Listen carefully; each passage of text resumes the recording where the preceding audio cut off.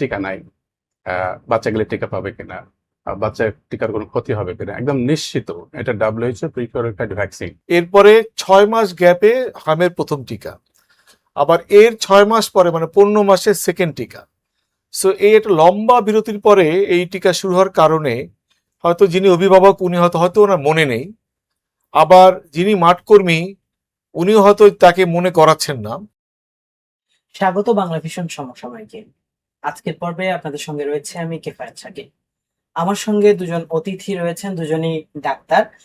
আমার সঙ্গে রয়েছেন ডাক্তার রিয়াদ মাহমুদ, তিনি ইউনিসেফের হেলথ ম্যানেজার, এবং অপর পাশে রয়েছেন ডাক্তার নিজামুদ্দিন আহমেদ, তিনি হচ্ছে গাভীর সিএসও স্টিয়ারিং কমিটির চেয়ার এবং একই সঙ্গে তিনি একজন জনস্বাস্থ্য বিশেষজ্ঞ।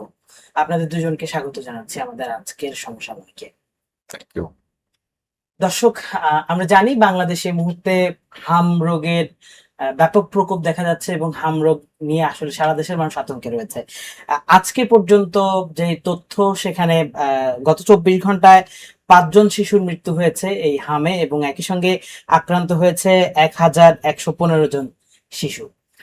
এছাড়া গত 15ই মার্চ থেকে গতকাল পর্যন্ত আমাদের হাম রোগ শনাক্ত হয়ে 37 জন শিশুর মৃত্যু হয়েছে। এছাড়া হামের যে সকল উপসর্গ রয়েছে সেগুলো নিয়ে 211 জন শিশুর মৃত্যুর খবর এখন পর্যন্ত স্বাস্থ্য অধিদপ্তর থেকে নিশ্চিত করা হয়েছে। নিঃসন্দেহে আসলে এই বিষয়টি এখন আতঙ্কের হওয়ারই কথা, যেহেতু আমাদের যে শিশুরা যারা একেবারেই কোমলমতি শিশু তারা এখন হাম রোগে মৃত্যুবরণ করছে। এটি নিয়ে আমাদের আজকের সমসাময়িকের পর্ব।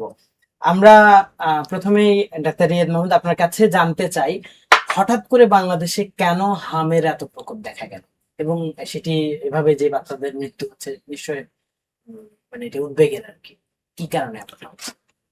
ডেফিনেটলি আমরাও আসলে একইভাবে উদ্বিগ্ন, কারণ একসঙ্গে যে এতগুলো শিশু যে মারা গিয়েছে, আমরা আসলে যেই পরিবারের সন্তানগুলো চলে গিয়েছে আমরা তাদের প্রতি সমবেদনা প্রকাশ করছি। এর পাশাপাশি আমরাও বোঝার চেষ্টা করছিলাম যে কেন হঠাৎ করে এই প্রকোপটা বাড়লো এবং কেন শিশুরা মারা গেল। এখানে কয়েকটা কারণ একসঙ্গে কাজ করেছে। একটা হচ্ছে যে রুটিন রিপেতে যে আমরা হামের টিকা দেই, এইটার কাভারেজ যদি 95%-এর বেশি না হয় তাহলে কিন্তু যে জেনারেল পপুলেশনের মধ্যে প্রতিরক্ষা বা আমরা বলি হার্ড ইমিউনিটি তৈরি হয় না। আমাদের রুটিন ইপিআইতে মিজেলস বা হামের যে প্রথম ডোজ, এটার কাভারেজ আমরা লাস্ট সার্ভেতে দেখেছি 86%, সেকেন্ড ডোজের কাভারেজ 81%। তার মানে আমরা প্রথম ডোজের ক্ষেত্রে অলমোস্ট যে 14% এবং সেকেন্ড ডোজে অলমোস্ট 20% বাচ্চাকে কিন্তু আমরা টিকা দিতে পারিনি। সো তার মানে একটা বড় সংখ্যক বাচ্চা কিন্তু অরক্ষিত রয়ে গিয়েছে। সো এটা একটা। সেকেন্ড আরেকটা কারণ হচ্ছে যে আমরা দেখেছি যে গত বছর আমরা প্রত্যেক বছর কিন্তু 2 রাউন্ড আমরা ভিটামিন এ ক্যাম্পেইন করি, ঠিক আছে? ভিটামিন এ ক্যাম্পেইনের মাধ্যমে বাচ্চাদেরকে সাপ্লিমেন্টারি ভিটামিন এ দেওয়া হয় শরীরে।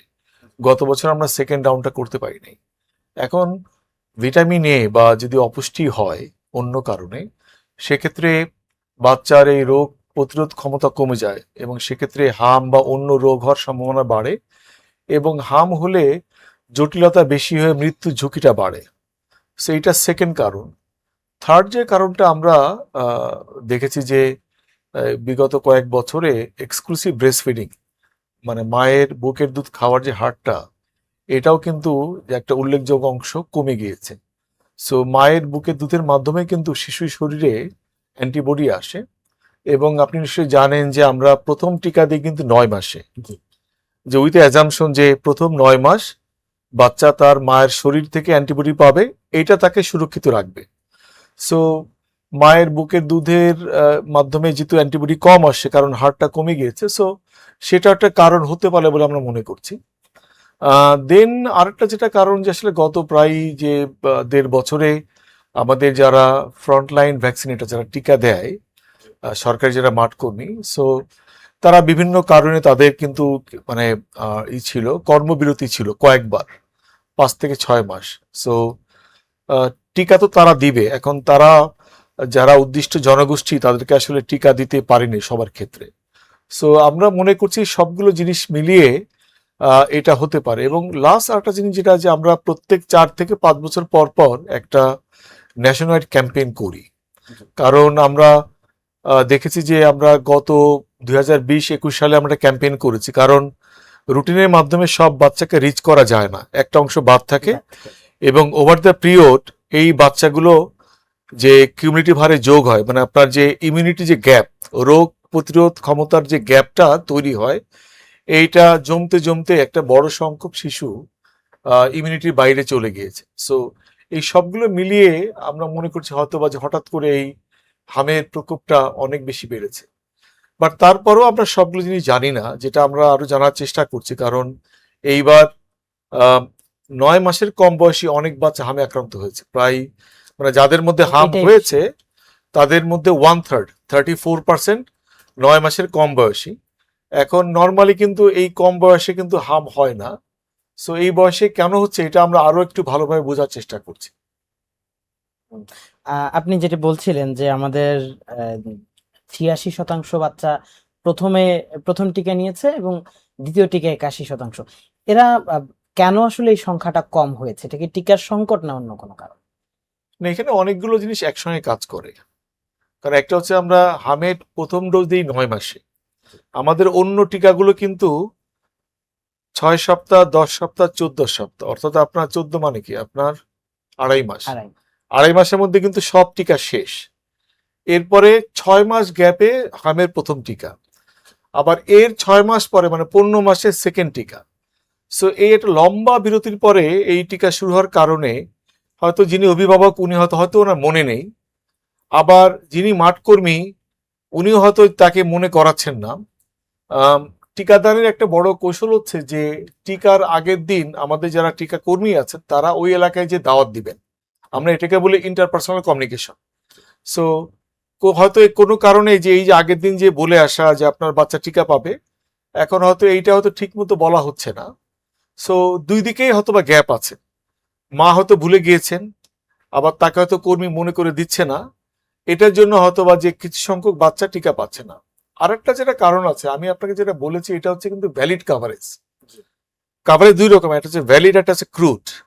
ভ্যালিড হচ্ছে যে যেই সময় টিকা নেওয়ার কথা ওই সময় টিকা নিয়েছি কিনা। যদি কোনো বাচ্চা হামের ফার্স্ট ডোজ 9 মাসের জায়গায় মনে করেন যে 8 মাস 25 দিনে নিল, তাহলে কিন্তু সার্ভেতে এটা দেখাবে ইনভ্যালিড ডোজ।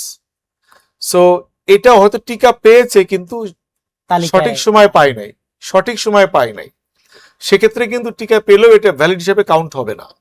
সো এটাও হয়তো বা কাজ করেছে। সো এই দুইটা কারণেই আমরা মনে করি যে কাভারেজটা কম হয়েছে। আর যেটা আপনি বলেছেন টিকার স্বল্পতা, এটা একটা কারণ ছিল, যে কারণ আমরা যে গত বছরে আপনার যে টিকার যে সাপ্লাইটা এটা সঠিক সময় বিভিন্ন কারণে আসে নাই। সো সেটাও একটা যে কারণ হতেই পারে যে টিকা না থাকার জন্য হয়তো বা টিকা পায় নাই। বাট সিঙ্গেল কোনো কারণ নাই, এই যে অনেকগুলো কারণের কম্বিনেশনের কারণেই কাভারেজটা কম হয়েছে।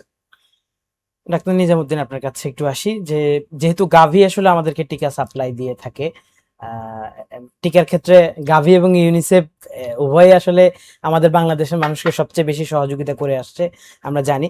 সে জায়গা থেকে এই যে মানে অনেক কথা আমরা শুনতে পাচ্ছি এবার যখন থেকে হাম প্রকোপ দেখা গেল, যে আমাদের কাছে টিকা নেই বা টিকা ছিল না, টিকা গাভী থেকে আনা হয়নি, এটা কতটুকু ভ্যালিড সেই কথা বলুন। এখানে যেটা যে তথ্যটা আমাদের সবার জানা দরকার, গ্যাভি হচ্ছে ইন্টারন্যাশনাল একটা ফান্ডিং মেকানিজম।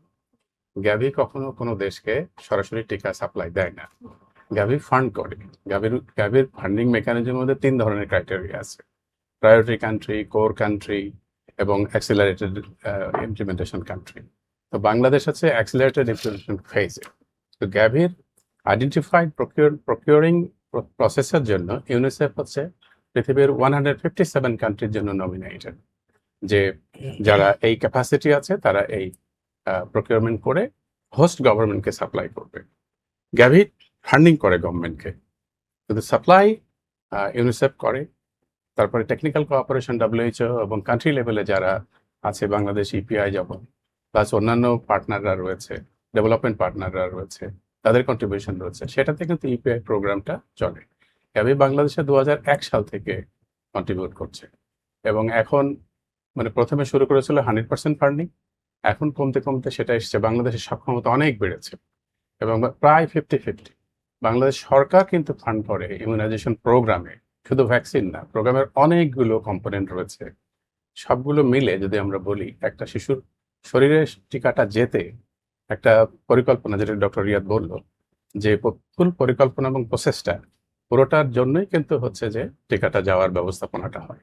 গাভী তার এখন কারেন্টলি বাংলাদেশ সরকার 50% ওন ফান্ডিং থেকে, ডোমেস্টিক ফান্ডিং থেকে এটা অর্থায়ন করে থাকে। এবং গাভী আস্তে আস্তে এই যে 50% ফান্ডিং এখন করছে, বর্তমান যে পলিসি রয়েছে সরকারের সাথে, সেটা আমরা বলছি অ্যাক্সিলারেটেড ট্রানজিশন ফেজ গাভীর। তাতে করে 2029 সালে বাংলাদেশ সরকার তার নিজস্ব সক্ষমতায় 100% টিকাদান কর্মসূচি ফান্ডিং করবে। এটা হচ্ছে গাভী অপারেশনের মডেলটা। বাট এর পাশাপাশি গাভী অবশ্যই নিউ ইনোভেশন ভ্যাকসিন অথবা টেকনিক্যাল অ্যাসিস্ট্যান্স, যেমন নতুন ভ্যাকসিন ইন্ট্রোডাকশন ক্যাম্পেইনের জন্য আমাদের টিসিবি ভ্যাকসিন হয়েছে কিছুদিন আগে, তার আগে এইচপিভি হয়েছে, সেগুলো রুটিন ভ্যাকসিনেশনের পাশাপাশিও নিউ ভ্যাকসিন ইন্ট্রোডাকশনে গাভী 100% সাপোর্ট দিয়ে থাকে। এবং বাংলাদেশ, আমি শিওর যে আগামী দিনেও এই সুযোগ এবং এই এই এই যে সক্ষমতাটা রয়েছে এটা নিবে। গাভীর কাছে তিনটা জিনিস খুব ইম্পর্টেন্ট।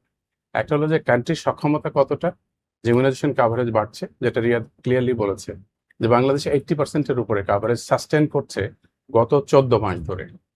শুরু হয়েছে 2% থেকে 1979-এ, এখন আমরা বিলং করছি 84-85-3-র মধ্যে, যেটা 95-এ যেতে হবে।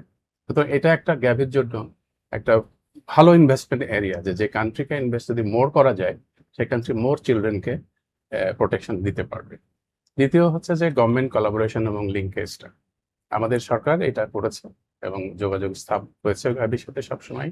এই ক্যাম্পেইন যেটা হচ্ছে এখন মিজেলস ক্যাম্পেইন, সেটাও তার গাভীর অর্থায়নই হচ্ছে এবং বাংলাদেশ সরকার সেটার সহায়তায় একটা বড় রকম আমাদের এই যে বর্তমান হামের যে প্রাদুর্ভাব দেখছি আমরা, সেটাকে দ্রুততম সময়ে আমরা রেসপন্স করার জন্য একটা ভালো সুযোগ আমাদের হাতে এসেছে। আমি এখানে একটা জিনিস ক্লিয়ার করি আসলে, যে আপনার টু অ্যাভয়েড কনফিউশন, আমাদের টিকাদান প্রোগ্রামে যে টিকাগুলো আছে, 4টা টিকা কিন্তু সরকার নিজে কিনে 100% নিজস্ব অর্থায়নে। যেমন যক্ষার টিকা বিসিজি, তারপর ওরাল পোলিও ভ্যাকসিন, ঠিক আছে, দেন হামের টিকা এবং টিডি, টাইফয়েড, এই 4টা কিন্তু 100% সরকার নিজস্ব খরচে কেনে। এখানে গ্যাভির কিন্তু কোনো অর্থায়ন নাই, ঠিক আছে। গ্যাভি যেটা যেটা নিজামে বলছিলেন যে কয়েকটা ভ্যাকসিন আছে যেখানে গ্যাভি কো ফাইন্যান্স করে, একটা অংশ গ্যাভি দেয় আর একটা অংশ সরকার দেয়, যেমন পেন্টা ভ্যাকসিন, তারপরে PCV vaccine, pneumococcal conjugate vaccine. এরপরে যেটা উনি বললেন যে নতুন টিকা আসছে একটা এইচপিভি, হিউম্যান প্যাপিলোমা ভাইরাস, এইটার ক্ষেত্রে টাইফয়েড, এই 4টা ভ্যাকসিনের ক্ষেত্রে গ্যাভি এবং গভর্নমেন্ট কো ফাইন্যান্স করে, অর্থাৎ টিকা কেনার খরচের একটা অংশ গভর্নমেন্ট দেয়, একটা অংশ গ্যাভি দেয়। কিন্তু প্রথম যে 4টা টিকা, এটাকে আমরা বলি ট্র্যাডিশনাল ভ্যাকসিন বা কোর ভ্যাকসিন, এটা কিন্তু গভর্নমেন্ট নিজস্ব অর্থায়নে কেনে। এর বাইরে যখন ক্যাম্পেইন হয়, যেমন এখন চলছে মিজেলস রুবেলা ক্যাম্পেইন, এই ক্যাম্পেইনের যে ভ্যাকসিন, এটা পুরোটা অর্থায়ন গ্যাভি করেছে। গ্যাভি অর্থ দিয়েছে ইউনিসেফকে, আমরা আমাদের সিস্টেমে কোল্ড চেইন মেনটেন করে বাংলাদেশে নিয়ে আসছি।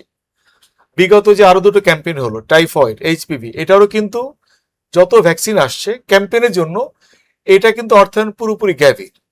কিন্তু যখন রুটিনে দেওয়া হবে, যেমন আপনার ক্যাম্পেইন শেষ এইচপিভি, এখন কিন্তু রুটিনে এইচপিভি দেওয়া হচ্ছে 10 বছরের কিশোরীকে। রুটিনে যে টিকাটা, এইটার অর্থায়ন কিন্তু কো ফাইন্যান্সিং হচ্ছে, এটা কিন্তু পুরোপুরি গ্যাভি দিচ্ছে না, একটা অংশ গ্যাভি, একটা অংশ গভর্নমেন্ট। আপনার কাছে একটা প্রশ্ন ছিল আমার, যে একজন শিশুর জন্য আসলে টিকা কতটুকু প্রয়োজন, কতটুকু কত মানে একটা টিকা একটা শিশুকে কতটুকু নিরাপদ ও করতে আচ্ছা পারে? আচ্ছা, so that's a very good question. এই যে টিকা প্রোগ্রাম বাংলাদেশে, ইপিআই বলি আমরা, বাট এটার পুরো মিনে হচ্ছে এক্সপান্ডেড প্রোগ্রাম অন ইমিউনাইজেশন, সম্প্রসারিত টিকাদান কর্মসূচি, ইপিআই। ইপিআই এর মাধ্যমে প্রত্যেক বছর 94,000 শিশুর জীবন বাঁচে। 94,000 deaths are being averted, number 1। Number 2 টিকার কারণে বিশ্বে এটা। না বাংলাদেশে, বাংলাদেশে। আমাদের দেশে আচ্ছা, বাংলাদেশ আমাদের বাচ্চারা, জি জি আমাদের 94,000 বাচ্চার জীবন বাঁচাচ্ছে ইপিআই। বছর। সেকেন্ড হচ্ছে প্রত্যেক বছরে 50 লক্ষ রোগ হয় না শিশুদের বাংলাদেশে টিকার কারণে। সো এখন আপনি বলেন যে টিকা কেন দরকার, মানে আপনি আমার উত্তর পেয়েছেন। জি অবশ্যই, মানে আমাদের দেশের মানুষের মধ্যে আমরা একটা ব্যাপার ইতিমধ্যে দেখছি, বিশেষ করে করোনা ভ্যাকসিনের পর থেকে, যে ভ্যাকসিন দিলে বাচ্চাদের ক্ষতি হতে পারে বা না, করোনা তো বাচ্চাদেরকে দেয়নি। এই ধরনের কথাবার্তা মানুষের মধ্যে প্রচলন আছে এবং অনেকে ইদানিং দেখা যাচ্ছে যে টিকা দেওয়ার ক্ষেত্রে অনাগ্রহ কিছুটা দেখা যাচ্ছে। আপনারা কেমন দেখছেন আমি জানি না, না। এটা আমি টোটালি ডিফার করি। কেন Okay, বলি? আমি অ্যাবসলিউট ডিফার করি, কারণ ইপিআই প্রোগ্রামে প্রথম টিকা কোনটা? যক্ষা টিকা, বিসিজি। বিসিজির কাভারেজ হচ্ছে 99%। সার্ভে ডাটা, কিন্তু সার্ভে ডাটা, সরকারি ডাটা না। ডব্লিউএইচও যে সার্ভে করেছে, প্রথম টিকার কাভারেজ 99%। তার মানে কি, যে জনগণ টিকাকে খুবই খুবই পছন্দ করে। কিন্তু আমাদের প্রোগ্রামে কিছু গ্যাপ আছে। প্রথম টিকা 99%, কিন্তু যখন আপনি দেখবেন যে পেন্টা 3 ডোজ, ওটা হয়ে যায় 92%। যখন আসে 9 মাসে হাম ফার্স্ট ডোজ 86%, আর যখন আসে সবগুলো টিকা তখন হয়ে যাচ্ছে 82%। অর্থাৎ জনগণ টিকা সম্পর্কে জানে, টিকা নিতে চায়, কিন্তু আমাদের প্রোগ্রামে কিছু গ্যাপ আছে। কি গ্যাপ আছে? আমাদের যে যারা স্বাস্থ্যকর্মী, এটা স্বল্পতা এখনো আছে। রিক্রুটমেন্ট শুরু হয়েছে কিন্তু এখনো শেষ হয়নি। অনেক জেলাতে কিন্তু 40 থেকে 50% মাঠকর্মী নাই। আপনি যদি অর্ধেক লোক না থাকে, আপনি কিভাবে টাইমলি টিকা দিবেন? কিভাবে আপনি বাড়ি যেয়ে মনে করাবেন মায়েদেরকে? সো টিকার ব্যাপারে আগ্রহ বাংলাদেশের মানুষের মানে 99% আছে, কিন্তু আমাদের প্রোগ্রামে যে গ্যাপগুলো বললাম আমি, যে আমার ওয়ার্কারের শর্টেজ আছে, যদি এটা দূর করা যায়, আপনার 95% কাভারেজ অ্যাচিভ করা খুবই সম্ভব। বিশেষ করে হামের টিকার ব্যাপারে যদি বলি, যে হামের টিকা না দিলে কি হতে পারে? হামের টিকা না দিলে তো কি হচ্ছে দেখতে পাচ্ছে আপনার, তাই না? যে আমরা আনফরচুনেটলি 170 জনের বেশি বাচ্চাকে হারিয়েছি, তাই না? আমাদের যদি আমরা রিপোর্টেড নাম্বার দেখি, প্রায় 3,000 কনফার্ম হামের কেস, 3,000। আর যদি আমি সাসপেক্টেড বলি, আমার ধারণা যে এটা এতক্ষণে বোধহয় 2,000-এর বেশি হয়ে গিয়েছে। হ্যাঁ, সো সরি, 2,000 তো না, 20,000-এর বেশি, 20,000 প্লাস, তাই না?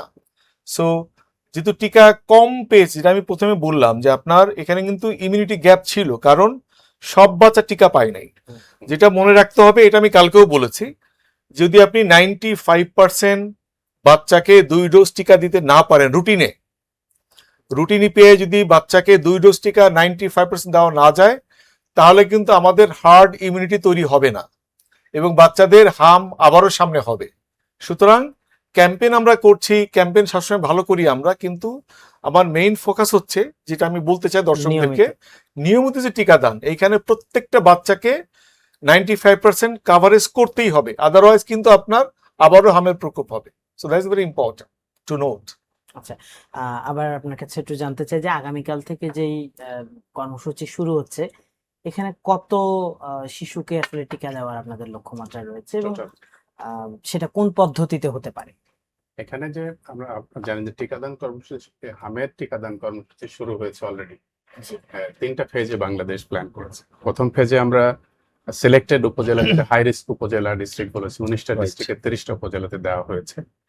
তারপরে হচ্ছে যে মেগা সিটি কর্পোরেশন, যেখানে কেস বেশি পাওয়া গেছে, ঢাকা, রাজশাহী, চিটাগং, বরিশাল, সেখানে চলছে এবং এটা আগামীকালকে শেষ হবে। আর পরশুদিন থেকে, মানে 19 তারিখ থেকে হচ্ছে যে দেশব্যাপী এই ক্যাম্পের কাজ শুরু হবে। টার্গেট তো আমাদের 6 মাস থেকে 5 বছর পর্যন্ত, তাতে করে প্রায় 2 কোটির মতো বাচ্চা টিকা পাবে। এবং আমাদের ইপিআই হেডকোয়ার্টার থেকে এই 2 কোটি টিকা কিন্তু মাঠ পর্যায়ে অলরেডি পৌঁছে দিয়েছে। সুতরাং এখন হচ্ছে যে টিকা দান করাটা ইম্পর্টেন্ট। এই জায়গাটা যেটা গুরুত্বপূর্ণ আমি মনে করি, যে এক হলো স্বাস্থ্যকর্মী তো তার কর্মকাণ্ড টিকা দেবে, কিন্তু একটা বড় পপুলেশন, এত বাচ্চাকে মোবিলাইজ করে সবার বাড়ি বাড়ি গিয়ে তো সম্ভব না। টিকার সেন্টারই আছে আমাদের টিকার আউটরিচ সেন্টার আছে, ফিক্স সেন্টার আছে, হসপিটাল বেস তো হয়ই। এই 3টা জায়গাতে তো দেওয়া হবে। সুতরাং মানুষকে মোবিলাইজ করা একটা বড় জায়গা। যেখানে আপনার বিভিন্ন রকম পদ্ধতিতে অ্যাপ্লাই করা হচ্ছে। মসজিদে ইমামরা বলছেন, গ্রামের কমিউনিটি লিডাররা বলছেন, স্থানীয় সরকার ইনভলভ হয়েছে, এনজিওরা ইনভলভ হয়েছে। তাতে করে এই যে উদ্বুদ্ধকরণ অ্যাক্টিভিটি যেটা আমরা বলি ক্যাম্পেইনের সময়, সেটা কিন্তু হচ্ছে। এছাড়াও টেলিভিশন মিডিয়া আপনারা যেমন করছেন, এছাড়া সব টেলিভিশন মিডিয়াতেই কিন্তু অ্যাটলিস্ট 5টা মিনিট দেওয়া উচিত যে বাচ্চাদের নিয়ে টিকাদান কেন্দ্রে আসুন, টিকা নিন, যার বয়স এটুকু। তো এই জায়গাটা হচ্ছে বড় জায়গা, এবং যে যে কথাগুলো মিসকনসেপশন রয়েছে এবং অনেক ভুল বোঝাবুঝি মার্কেটে শুনছি, দেখছি, পড়ছি আমরা, সেটা টিকা নাই, বাচ্চা গেলে টিকা পাবে কিনা, বাচ্চা টিকার কোনো ক্ষতি হবে কিনা, একদম নিশ্চিত এটা WHO প্রিকোয়ারিফাইড ভ্যাকসিন। গ্যাভি কোনো ভ্যাকসিনই কেনে না বা কেনার জন্য রিকমেন্ড করে না, বা বাংলাদেশে কোনো ভ্যাকসিন ইউনিসেফ 45 বছরে সাপ্লাই করেনি, এটা WHO প্রিকোয়ালিফাইড ভ্যাকসিন না। সুতরাং এই ভ্যাকসিন হচ্ছে নিশ্চিতভাবে নিরাপদ। দ্বিতীয়ত হচ্ছে যে বাচ্চারা আমাদের দেশে, মায়েরা একটা উৎসব মুখর পরিবেশে কিন্তু টিকা নিতে আসে। এই যে এখন যে টিকাদান কেন্দ্র চলছে, প্রায় 1,10,000-এর উপরে আমাদের টিকাদান কেন্দ্র রয়েছে আউটরিচ রুরালে। আরবানে ডিফারেন্ট, কারণ আরবানের স্ট্রাকচার আর রুরাল একই ধরনের নয় সিটি কর্পোরেশনগুলোতে।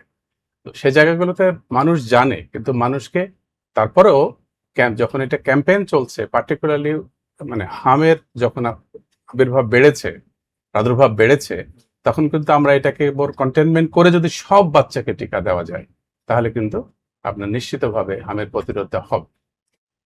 স্পেশাল টিকাদান কর্মসূচি চালুর মূল উদ্দেশ্যটা কি যদি বলেন?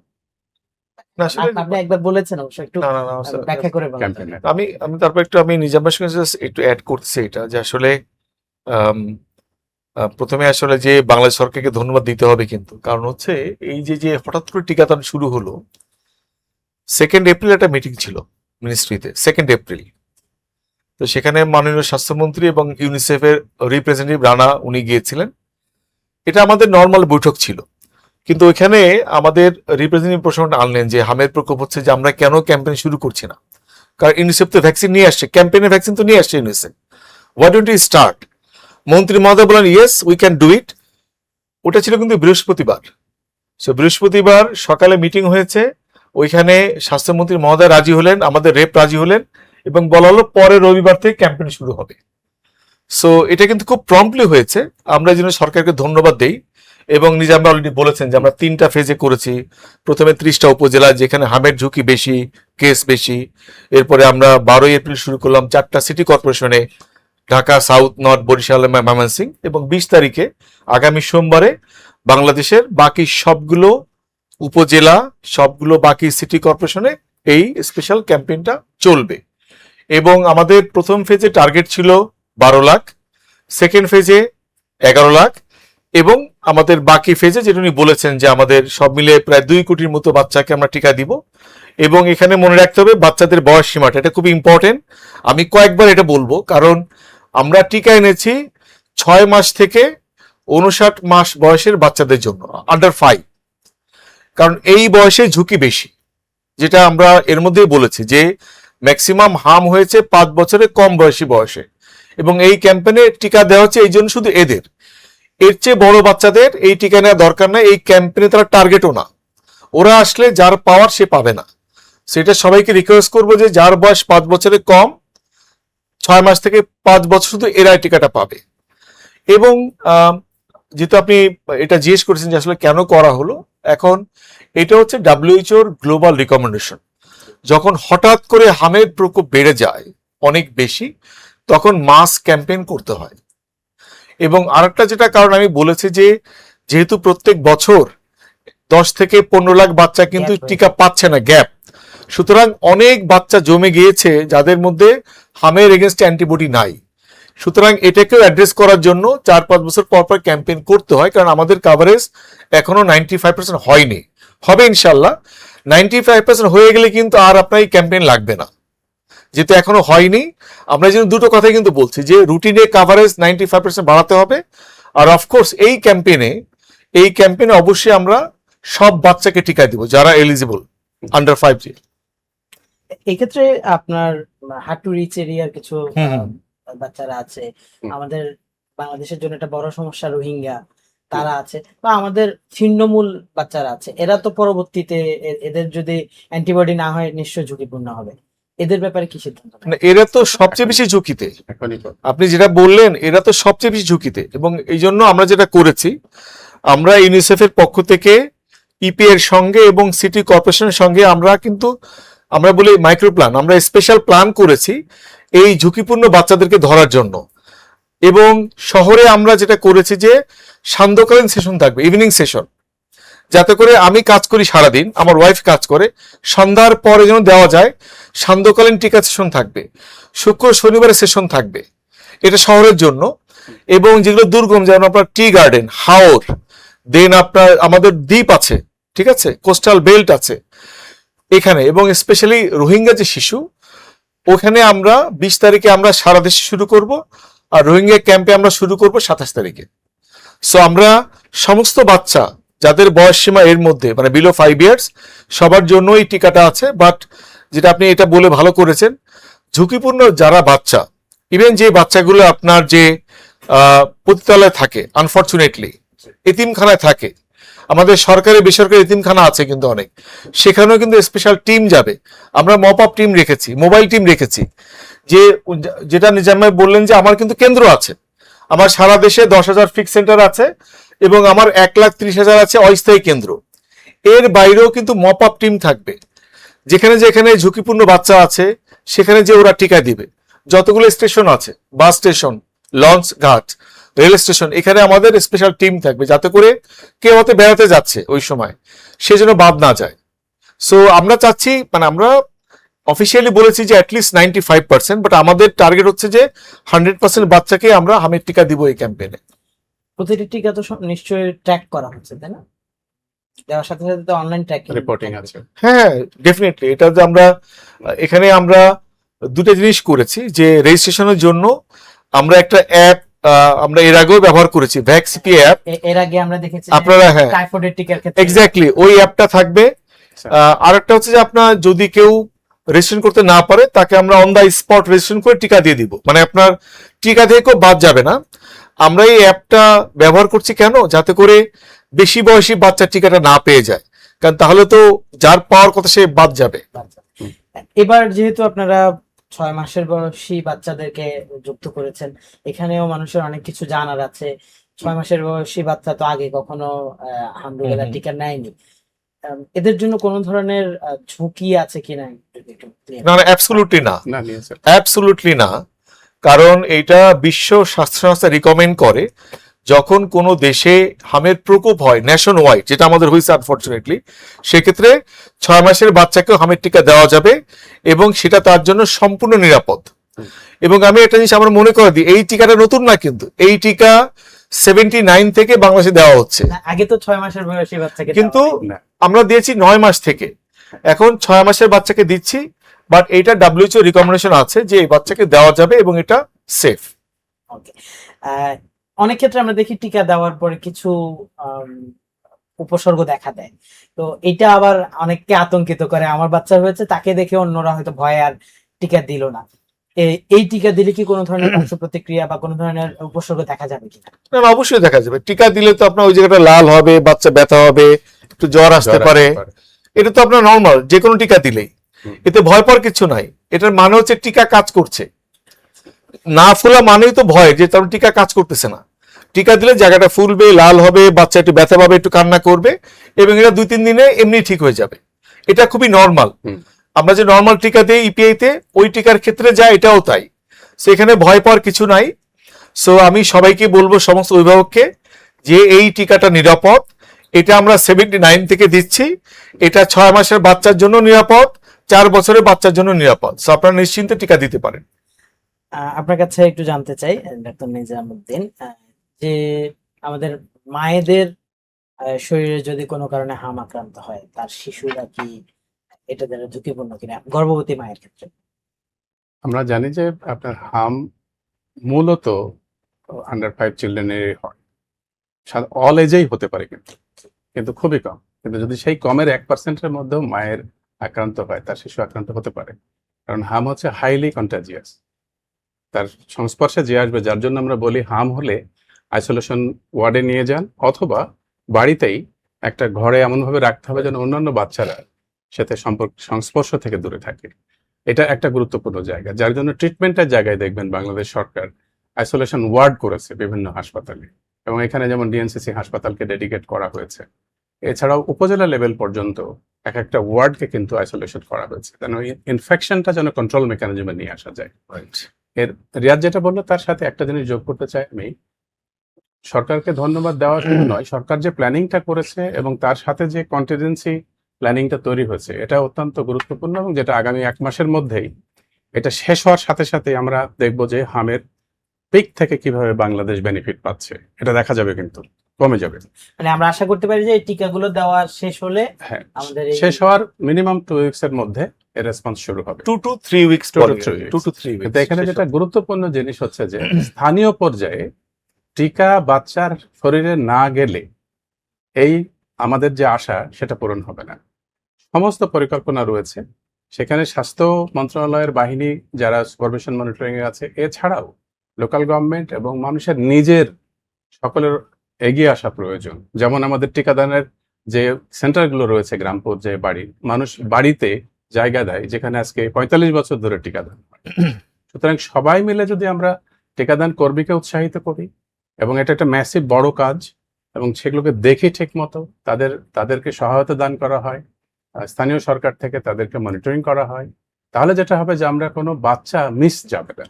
আমরা শুরুতেই রিয়াদ বলেছে যে আমাদের 14% ইনভ্যালিড ভ্যাকসিনেশন, এটা যোগ হতে হতে ওই যে 10 থেকে 20 লক্ষ বাচ্চা যে প্রতি বছর বাদ পড়ে গেছে বলেই কিন্তু ক্যাম্পেইন করা হয়। কিন্তু এবারকার ক্যাম্পেইন কিন্তু রুটিন ক্যাম্পেইন না, এবারকার ক্যাম্পেইন একটা মিজলস আউটব্রেক হওয়ার পরে, হামের প্রাদুর্ভাব বাড়ার পরে এই ক্যাম্পেইন। সুতরাং এই ক্যাম্পেইনের মূল্য অনেক বেশি, যেটা আমাদেরকে সঠিকভাবে করলে একটা আমরা 95% বলছি, কিন্তু আমরা 100%কে কিন্তু দিতে হবে। সুতরাং গ্রামের যে পাড়ায় আপনার টিকাদান কেন্দ্রটা আছে, সেখানকার মানুষ সবাই জানে 5 বছরের নিচে কয়টা বাচ্চা আছে। আমাদের মাইক্রোপ্ল্যান যদিও আছে, এমন হতে পারে মাইক্রোপ্ল্যানের থেকে বেশি বাচ্চা আছে অথবা কম বাচ্চা আছে।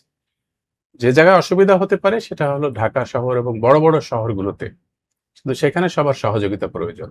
যেটা আপনি বলেছেন যে হাই রিস্ক গ্রুপ যারা রয়েছেন তাদেরকে যদি এই যেমন টিকা শুরু হবে পরশুদিন থেকে সারা দেশব্যাপী, এখন চলছে সিটি কর্পোরেশনে অলরেডি, কিন্তু তারপরে মানুষ যেন এটা মনে না করে যে এই সিটি কর্পোরেশন যেগুলো হয়ে গেছে সেখানে হবে না, তা না। কিন্তু রুটিন ইমিউনাইজেশন প্রোগ্রাম কিন্তু চলবে, এবং সেই রুটিনেও কিন্তু যে মিস পড়বে ক্যাম্পেইন থেকে, সে কিন্তু রুটিন থেকেও নিতে পারবে।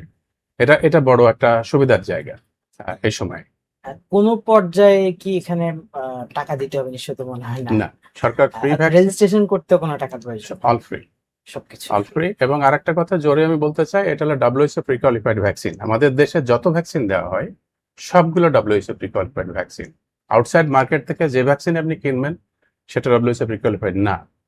সুতরাং এটা আমাদের সবাই বিশ্বাস করতে হবে যে এটা নিরাপদ ভ্যাকসিন, এবং এটা 45 বছরের দিয়ে আসছে, মানুষের মধ্যে ওই কোশ্চিন নেই। কিন্তু ডক্টর রিয়াদ, আপনার কাছে জানতে চাই কোন বাচ্চাদের টিকা দেওয়া উচিত হবে না এই ক্যাম্পেইন চলা অবস্থায়? যদি কোনো বাচ্চা অসুস্থ থাকে, আমরা যেটা সিম্পলি বলি যে একটা বাচ্চা অসুস্থ, তার জ্বর আছে, তাকে টিকা দিবেন না। সে সুস্থ হোক, তারপরে সে পাবে। ঠিক আছে? কোন ধরনের অসুস্থতা? মানে যে কোনো রকম অসুস্থ, তার জ্বর আছে, তার খিঁচুনি আছে, সে হাসপাতালে ভর্তি, তার শ্বাসকষ্ট হচ্ছে, ঠিক আছে, অন্য কোনো রোগ আছে, যে তার কোনো ক্রনিক ডিজিজ আছে, ঠিক আছে। সো যদি কোনো ডায়াগনোজ কোনো রোগ থাকে একটা বাচ্চা এবং সে অসুস্থ, একটা বাচ্চা যদি অসুস্থ, আপনার তো টের পাইতো, তাই না? বাচ্চাটা তো তার গায়ে জ্বর, সে কাশি দিচ্ছে, তার বুকের মধ্যে ডেবে যাচ্ছে, তাই না? সো অসুস্থ কোনো বাচ্চাকে দেওয়া যাবে না। এটা রুটিনিপের ক্ষেত্রেও প্রযোজ্য। বাচ্চা যখন সুস্থ হবে তখন পাবে। একটা ব্যাপার, এটা হয়তো মানুষের যে ভুল ধারণা ভাঙানো বা ব্যাপারে, যে কোনো বাচ্চা যদি হাম আক্রান্ত হয়, আমরা খবর পাচ্ছি যে করোনার সময় যেমনটা হয়েছে যে তাকে দূরে সরাই দেওয়া হচ্ছে লং টাইমের জন্য। কতদিন পর্যন্ত একজন বাচ্চা থেকে আরেকটা বাচ্চাতে আক্রান্তের ঝুঁকিতে থাকে? মানে সাইন্টিফিক্যালি যেটা বলা হয়, যখন বাচ্চার গায়ে যখন র্যাশটা ওঠে, দানা যখন ওঠে, দানা ওঠার পর থেকে 4 দিন পর্যন্ত সে আসলে আরেকজনকে ছড়ায়। সো ওই সময়টা আইসোলেশন খুব জরুরি। কিন্তু যদি এটা আমরা কনফার্ম হতে পারি যে একটা বাচ্চা দানা উঠেছে, 4 দিন পার হয়ে গেছে, এরপরে সে কিন্তু ছড়াবে না। এটা আমরা হাসপাতালেও বলার চেষ্টা করছি, কারণ সব বাচ্চা যাচ্ছে ওখানে।